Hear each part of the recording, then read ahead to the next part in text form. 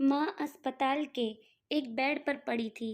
अस्पताल के बरामदे में उसके दो बेटे और एक बेटी चिंता में टहल रहे थे। बाही बहन को अपनी माँ के लिए सेहत की चिंता तो थी, लेकिन उससे भी ज़्यादा चिंता इस बात की थी कि अब माँ को अपने साथ कौन रखेगा। जब तक माँ स्वस्थ थी, वह इन तीनों से अलग अपने पुराने घर में रहती थी, लेकिन अब ऐसा करना खतरे से खाली नहीं होता। और ऐसा करने से समाज में तीनों बेटे बेटियों का नाम भी खराब होता। लोग कहते कि देखो कैसी औलाद है, बीमार माता को अकेला रहने के लिए छोड़ दिया।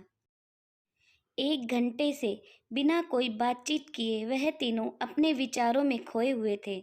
फिर बहन ने चुप्पी तोड़ते हुए अपने बड़े भाई की तरफ देखते हुए कहा, भैया आप बड़े हैं, इसलिए आपका कर्तव्य है कि माँ को ज़रूरत के समय आप रखें और उनकी देखभाल करें।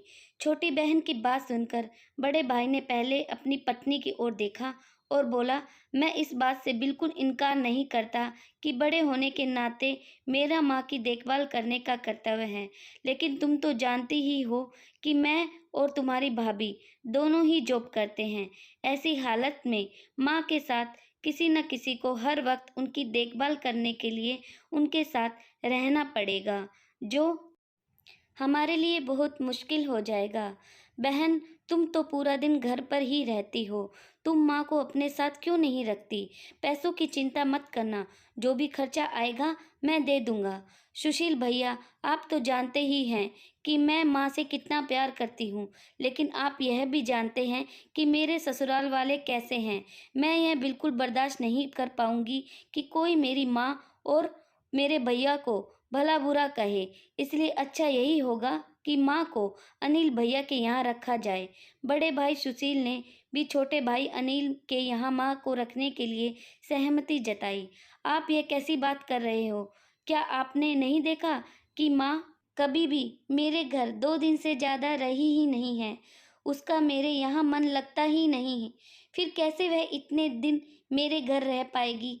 छोटे भाई ने अपनी असहमति जताते हुए कहा। इससे पहले कि इस चर्चा का कोई नतीजा निकल पाता, एक नर्स वहां दौड़ते हुए आई और कहने लगी, क्या आप ही वार्ड नंबर 4 में भर्ती मरीज के रिश्तेदार हैं? आपको डॉक्टर साहब अंदर बुला रहे हैं।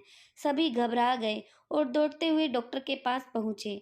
डॉक्टर ने उनसे हाथ जोड़ते हुए कहा, आई एम सॉरी, मैं आपकी माताजी को नहीं बचा पाया।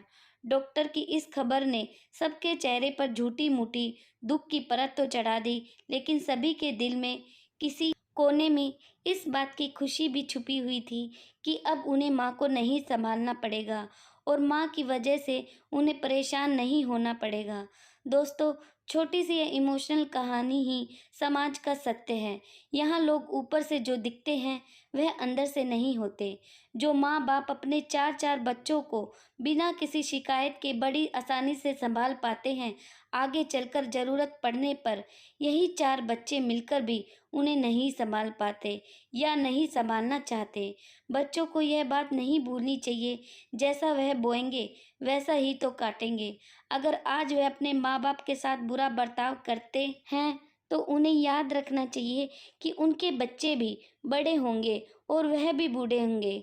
जो उन्होंने अपने माँ बाप के साथ किया है, उनके बच्चे भी उनके साथ वही करेंगे। दोस्तों, अपने दिल से छल कपट निकाल दीजिए और सच्चे मन से अपने माता पिता की, अपने बुजुर्गों की सेवा कीजिए। दोस्तों, उम्मीद करती हूँ आपको यह छोटी सी कहानी पसंद आई होगी। अगर कहानी पसंद आई है तो प्लीज़ वीडियो को लाइक, शेयर एंड चैनल को सब्सक्राइब जरूर करें। धन्यवाद।